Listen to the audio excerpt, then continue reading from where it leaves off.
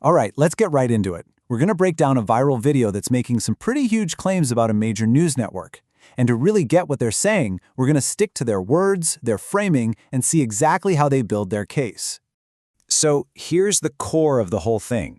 The narrator comes right out and says it. CNN is pushing not just fake news, but literal propaganda. Wow.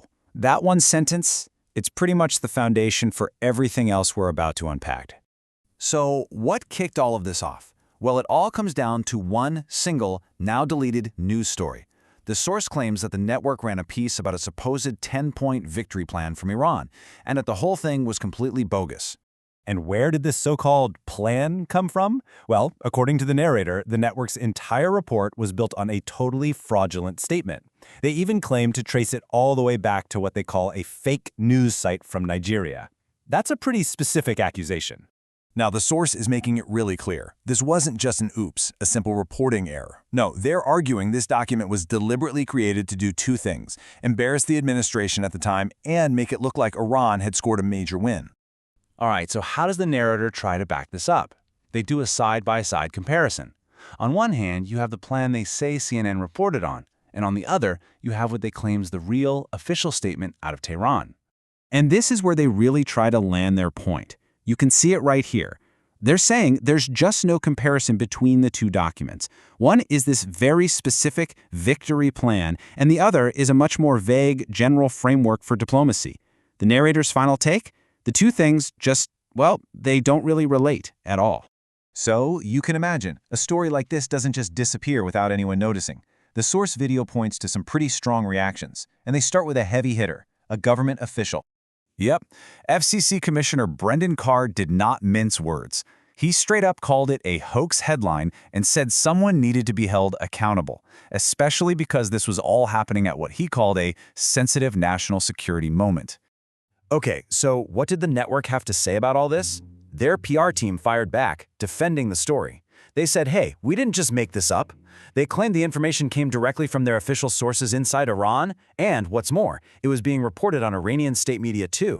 Well, the narrator of the video we're analyzing wasn't buying it. Not at all. They offer their own, let's call it a translation of the network's statement, basically reframing it to mean they knew they were spreading propaganda because, in the narrator's words, they hate America. So, how did this all shake out?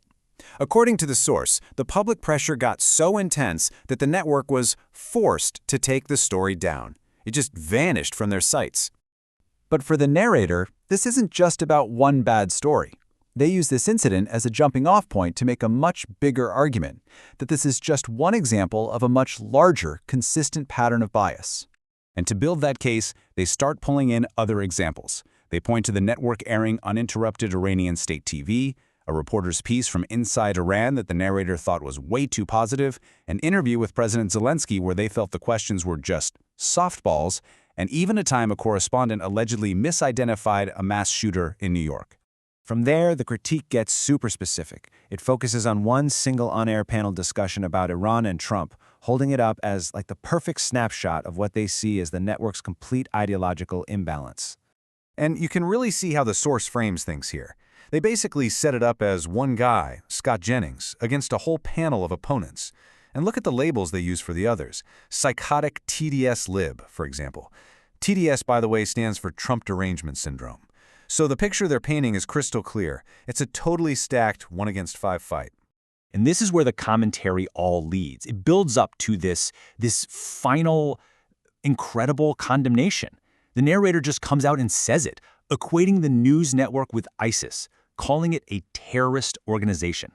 I mean, that's pretty much the ultimate conclusion to their entire argument. Okay, so we've walked through the claims, the evidence, and the framing from this one particular source. And really, looking this closely at how one side builds its case, it brings up a huge challenge for every single one of us, right? It kind of leaves us with this big, important question. When you have sources and news outlets completely disagreeing on what the facts even are, how are we, the viewers, supposed to figure out what's really going on? What tools do we have to find the ground truth for ourselves?